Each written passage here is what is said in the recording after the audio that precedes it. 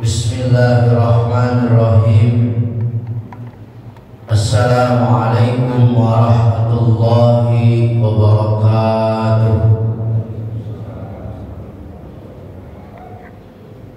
Alhamdulillahilladzi manna alaina bi rasulihil karim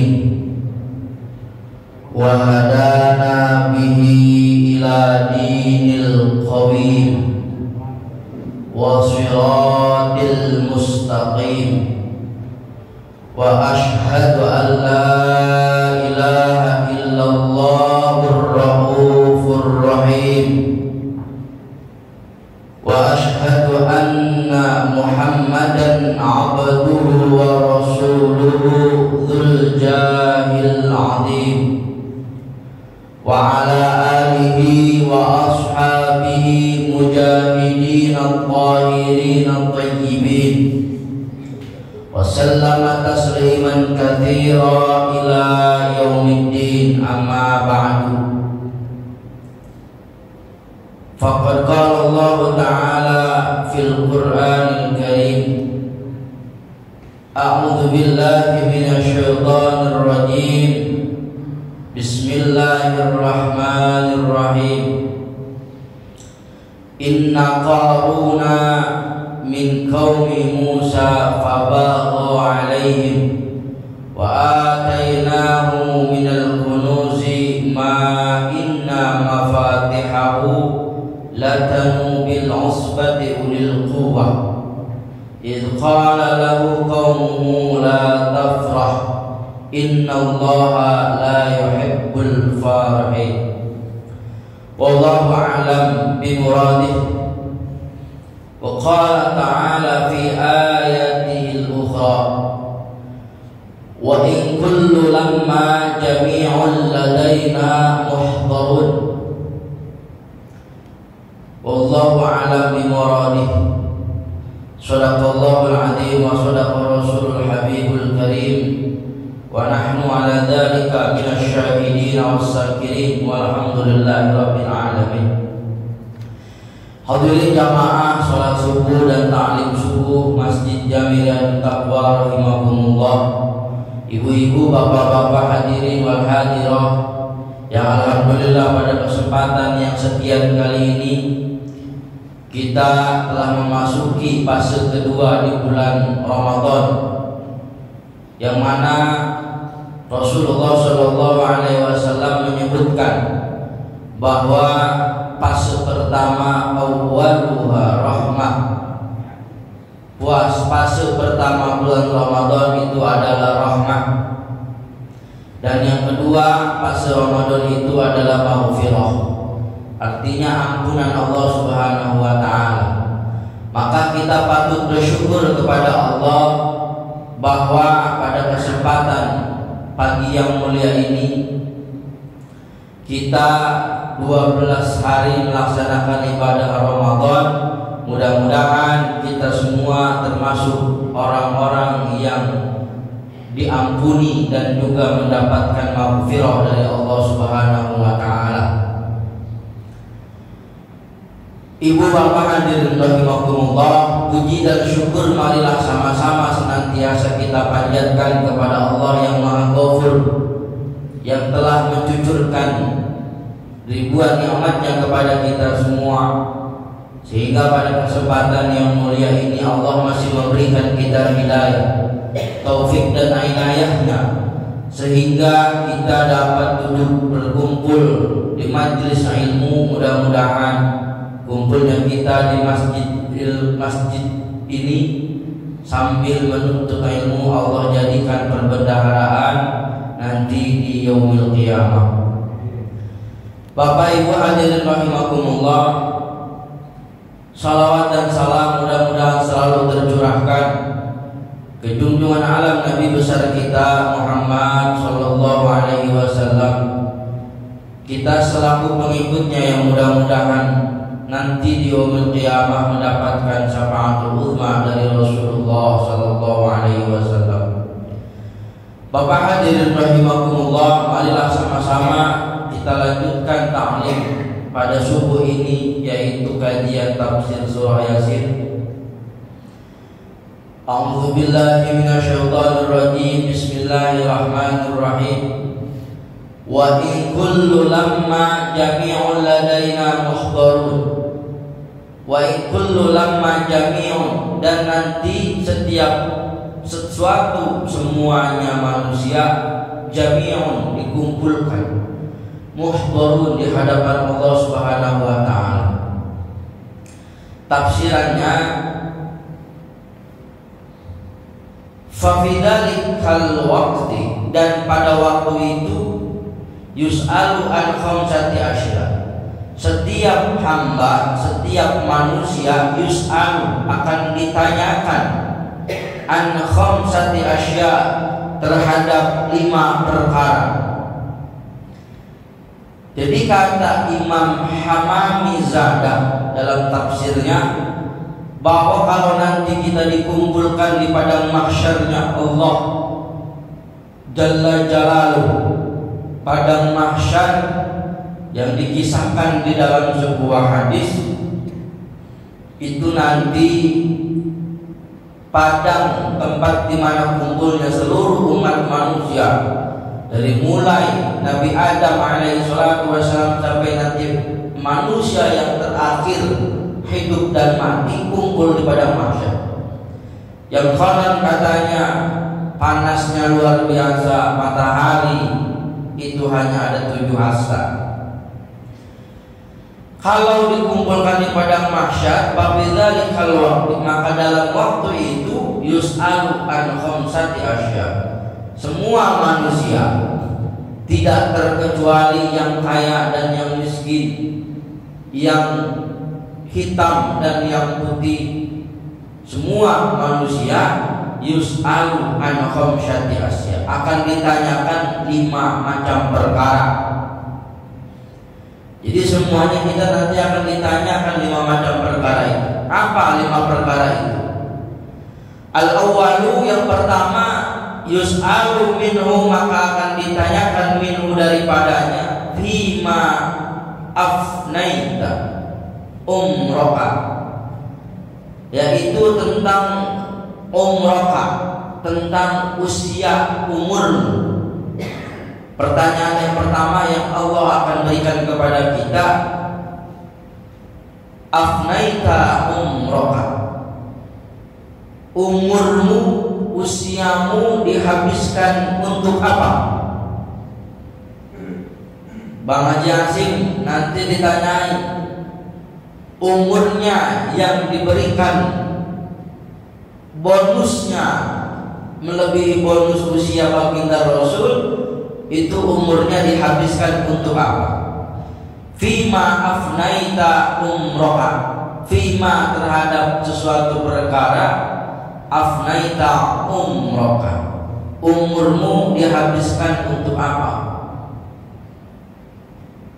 Jadi kalau manusia hidupnya 63 tahun, idza asabun sittina aman fanisbuhu layyan, orang yang hidupnya 60 tahun, maka setengahnya dari 60, 30 tahunnya dihabiskan di malam hari, yaitu tidur.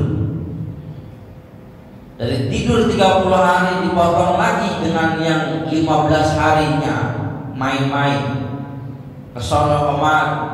Maka pertanyaan pertama itu tentang umroh. Umur kita dihabiskan untuk apa?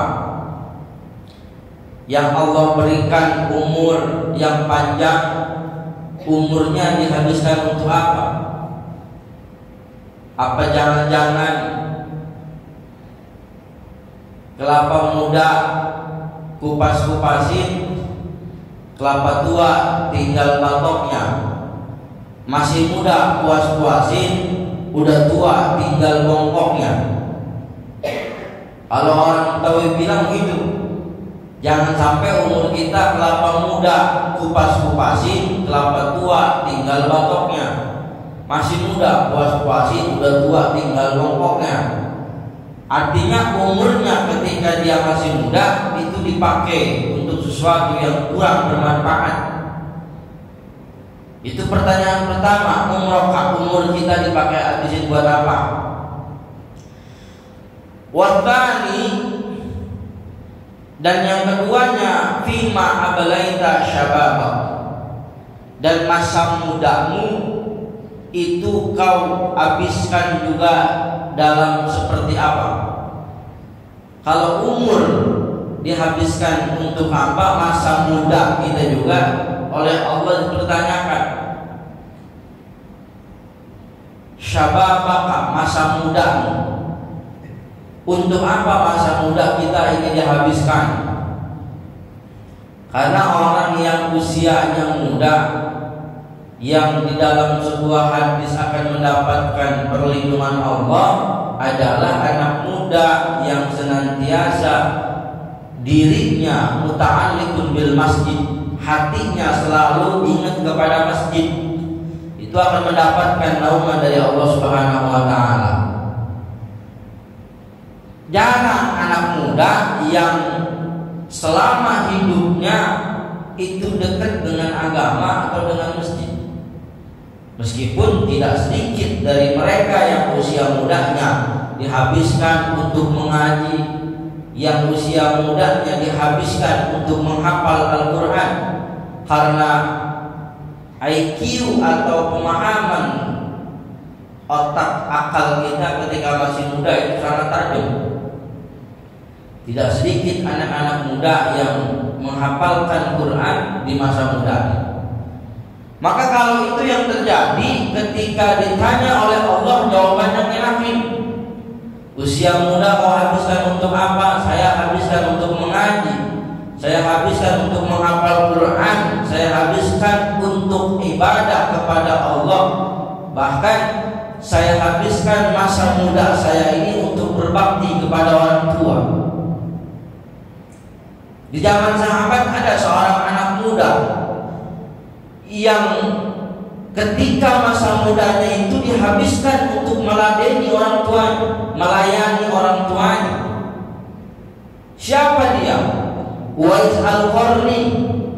Di zaman sahabat ada nama anak muda yang bernama Uwais Al-Qarni. Uwais Al-Qarni ini masa mudanya dihabiskan untuk melayani ibunya. Ketika ibunya ingin melaksanakan ibadah haji, Uwais Al-Qarni itu sampai menggendong ibunya menuju Mekah untuk melaksanakan haji. Diladeni ibunya, orang tuanya. Itu umurnya dihabiskan untuk hormat, patuh, tunduk dan meladeni orang tua. Bahkan bukan hanya di zaman Rasul, ada anak muda yang meladeni orang tuanya. Di zaman Nabi Musa alaihi salatu wassalam, ketika itu Nabi Musa iseng-iseng, Pak. Karena Nabi Musa sudah dipastikan masuk ke surga, Nabi Musa iseng-iseng pengen tahu. Kata Nabi Musa, wahai Allah, siapa sih sebenarnya teman saya nanti di surga? Siapa sih orang yang bakal hidup berdampingan saya di surga? Allah masih tahu kepada Nabi Musa, temanmu itu nanti seorang anak muda yang dagang di pasar. Dialah yang akan menemani nanti di surga. Nabi Musa terheran-heran. Akhirnya dalam kisah itu Nabi Musa penasaran, didatengin ke sebuah pasar yang tepatnya ada di paling pojok. Ketika datang ke pasar, assalamualaikum, waalaikumsalam. Dilihat dari kejauhan, pedagang ini biasa saja, dagang sama seperti orang-orang. Ada yang beli, dilayani, kemudian dengan sumringah, dengan rasa senang melayani pembeli biasa saja. Lalu Nabi Musa makin penasaran, kenapa kok Allah menjadi ini pedagang menjadi teman saya nanti di surga? Diikutin ke rumahnya, bukan hanya sebatas sampai di pasar. Nabi Musa meneliti, ngikut ke rumahnya ini pemuda, ternyata ada satu amalan yang bisa menghantarkan dia ke surganya Allah.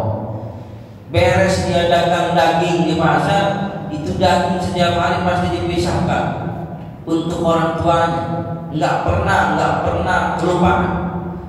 Rupanya orang tuanya itu sudah tua renta dan membutuhkan sebuah perawatan yang khusus. Tapi anak muda ini di samping kesibukannya dia mau memperhatikan orang tuanya. Sehingga kata Allah, inilah yang akan menjadi temanmu di surga. Itu. Jadi yang kedua pertanyaannya, ablaita syababaka, engkau habiskan masa mudamu untuk apa usianya? Wasalis, dan yang ketiganya yang nanti kata Allah akan ditanyakan kita di hadapan Allah di padang mahsyar berkenaan dengan ayat wa in kullu lamma jami'un ladaina muhdarun. Jami'un, dikumpulkan kita semua, ladaina muhdarun, di hadapan Allah. Pertanyaan yang nomor 3, min aina iktasabta malaka. Min aina, dari mana, iktasabta malaka, engkau usahakan hartamu. Pertanyaan nomor 3 ini rada-rada berat. Min aina iktasabta malaka, dari mana harta yang selama ini engkau kumpulkan. Jadi kalau harta ini pertanyaannya nanti di padang mahsyar rada-rada berat. Dari mana hartamu kau kumpulkan? Makanya kalau misalkan orang menggambarkan bagaimana kondisi orang yang paling kaya nanti di padang mahsyar, itu simpel aja membuat analoginya. Gambarannya sama seperti kita belanja di Alfa. Semakin banyak yang kita ambil, yang kita comot dari itu etalase meja-meja di Alfa, maka semakin lama juga kita ikut ngantri di kasir. Itu gambaran kecil. Maka analogi seperti itu. Semakin banyak harta kita yang kita miliki di dunia, maka audit di hadapan Allah Subhanahu wa taala itu jauh lebih lama ketimbang kita bayar di kasir Alfamart. Tapi kalau misalnya di Alfamart cuma ngambilnya nyomotnya cuma 2 model, 2 item doang, maka akan cepat bayar. Begitu pun juga nanti di yaumil akhir. Orang yang punya harta itu ditanya, aina iktasabah, dari mana hartamu dicari? Apakah dari jalan yang halal? Apakah dari jalan yang haram, atau memang harta dari hasil gratifikasi dan sebagainya, atau bahkan harta yang dihasilkan dari korupsi? Makanya bagi kita yang hidupnya menengah ke bawah, nggak usah banyak khawatir. Kenapa? Karena kita nanti di yaumul kiamat banyak pertanyaan. Makanya kalau misalkan orang dalam hidupnya hanya mengumpulkan harta sehingga dia menjadi orang paling kaya, nggak ada apa-apanya dibanding dengan korun.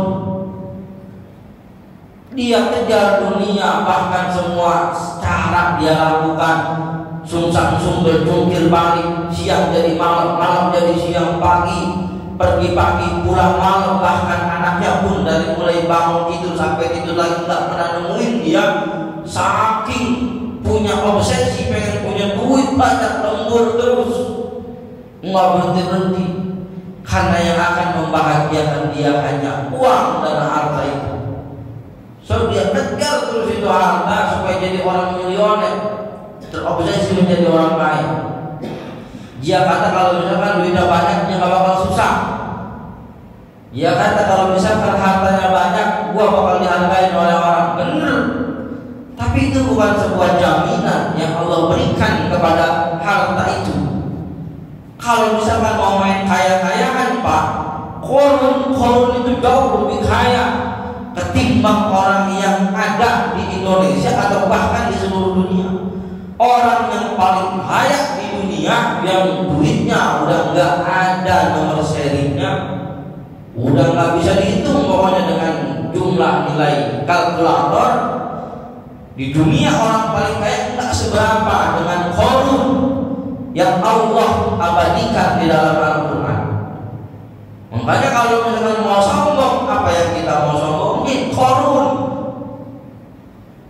sahabat Nabi Musa, atau bahkan masih ada keterikatan dengan Nabi Musa, masih keluarga Nabi Musa. Itu kayanya luar biasa. Itu Qarun. Jadi kita mah nggak ada apa-apanya. Kalau misalkan kita mau main kaya-kayaan, nggak ada apa-apanya kita dengan Qarun. Itu inna Qaruna kana min qaumi Musa. Allah abadikan dalam Quran. Sesungguhnya Qarun itu adalah umatnya dari Nabi Musa. Sebagian ahli tafsir mengatakan Qarun itu masih ikatan saudara dengan Nabi Musa. Ada yang menyebutnya paman Nabi Musa. Sebagian ahli tafsir. Cuma sayang, fabagha alaihim, Qarun itu berbuat lanjut atau berbuat dolim, bagha alaihim. Itu luar biasa, oleh Allah diberikan karunia Qarun itu. Makanya nggak ada apa-apanya kita kalau misalkan kita kaya kemudian sombong.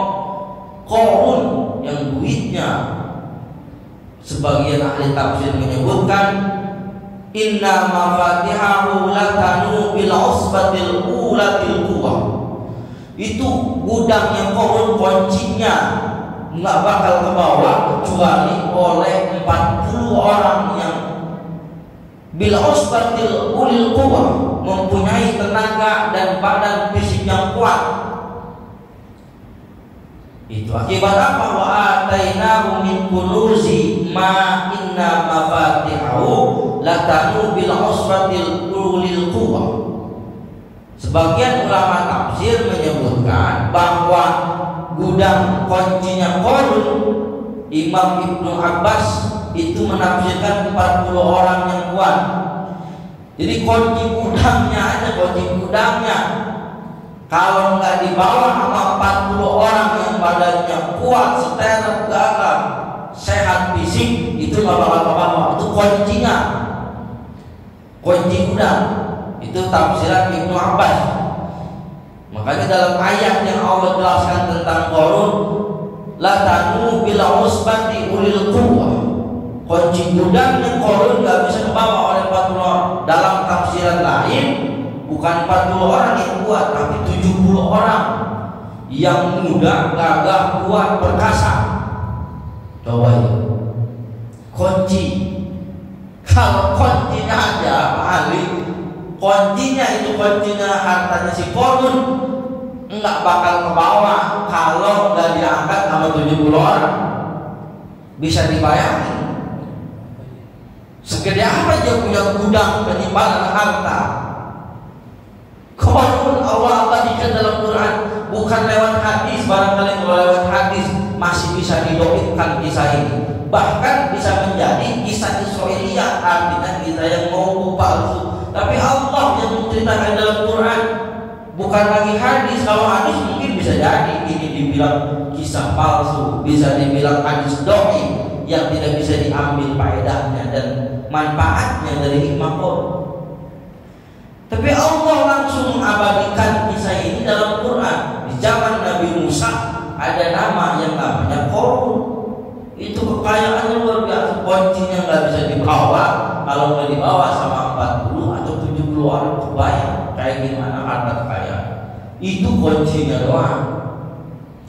Saking kayanya Qarun, Pak, itu kalau kemana-mana dikawal. Presiden kalah. Kalau presiden paling dikawalnya sama pas pampres paling banyak 30 orang. Kalau paling banyak pas pampres 50 orang. Itu presiden. Tapi kalau Qarun keluar, di dalam tafsiran para ulama ahli tafsir, Qarun kalau keluar itu dikawalnya berapa orang? 600 orang.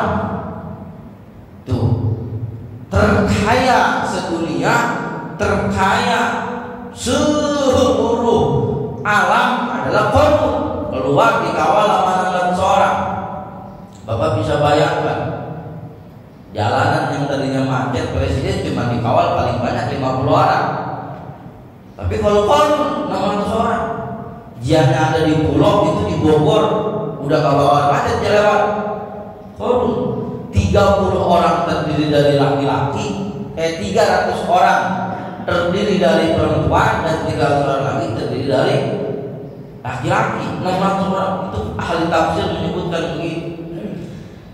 Tapi karena Qarun ini sombong, Qarun berbangga terhadap harta yang dia miliki, sehingga dia merasa bahwa harta yang saya miliki ini adalah hasil usaha saya, karena ilmu saya.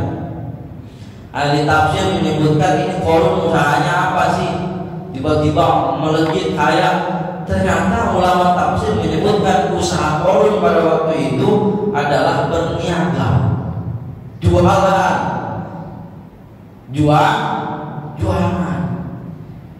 Berarti kalau misalkan pengen kaya, jualan, berniaga. Makanya benar kata Nabi, kamu kalau pengen kaya, pengen banyak duit, ya jualan, berniaga, usaha. Kalau lagi rame ya rame. Qarun ini berdagang, sehingga hartanya melimpah-limpah. Saking hartanya kayanya luar biasa, kata Qarun itu,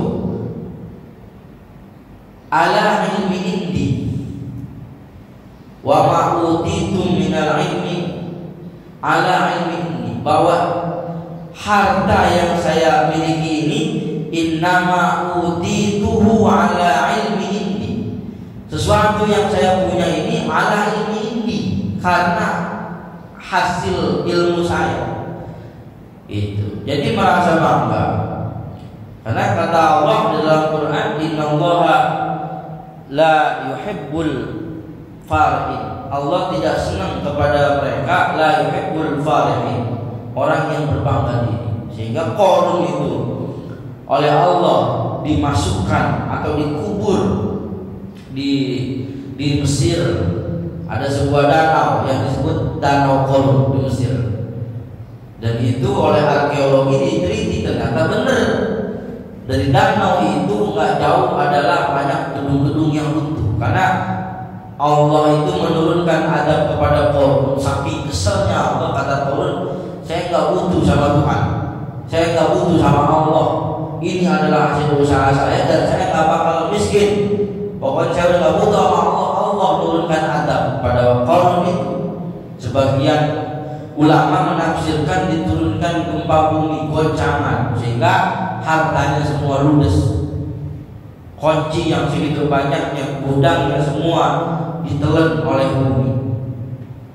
Itu adalah kisahnya Qarun yang Allah abadikan dalam Quran. Fakhasabna bihi wa bidarihi al-ardh, fakhasabna bihi, dan kami tenggelamkan, kami kubur Qarun. Dikubur Qarun wa bidarihi al-ardh, bukan hanya Qarunnya, rumahnya, hartanya, wa bidarihi al-ardh, dikubur di bumi. Kata Allah, itu diabadikan dalam Quran.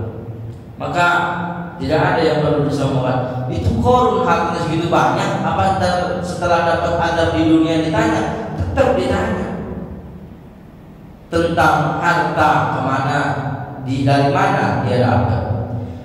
Warrabi'u, dan pertanyaan yang keempat dari ayat wa in kullu lama jami'ul ladaina muhdharun. Yang keempat pertanyaannya fi ayyi syai'in sarrafta. Dua pertanyaan yang keempat itu masih berkenaan harta.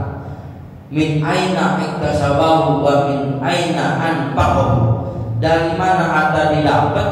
Pertanyaan yang keempat, fi ayyi syai'in sarrafta. Yang keempat, setelah kita dapat harta, ini harta dikemanain gitu. Kalau punya harta kemudian hartanya dibelanjakan di jalan Allah, diinfakkan di jalan Allah, maka aman. Hartamu yang telah kau kumpulkan ada 2,5% milik orang lain, 2,5% bukan milikmu tetapi milik mereka fakir dan miskin. Kalau dia sudah mengumpulkan harta, dari sekian harta ketemu dengan haulnya, hitungan tahun, kemudian dia keluarkan zakatnya, maka nanti pertanyaan di padang mahsyar, itu insya Allah akan aman.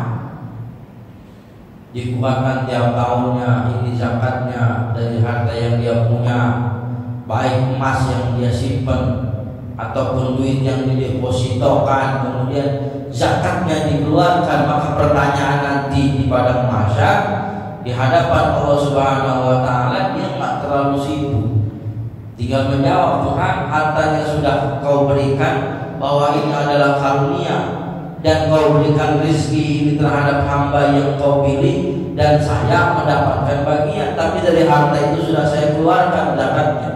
Maka enak dia nanti di akhirat. Itu pertanyaan yang keempat. Wal khamisu, dan pertanyaan yang terakhir yang kelima, ma alimta bima alimta, ma amilta, apa yang engkau lakukan, bima alimta, dari ilmu yang kau punya. Jangan orang kaya doang yang ditanya, ulama, ustaz, kiai, para ahli ilmu dan umumnya yang memahami tentang keberagamaan dan agama yang diturunkan kepada Nabi, itu ditanya yang terakhir.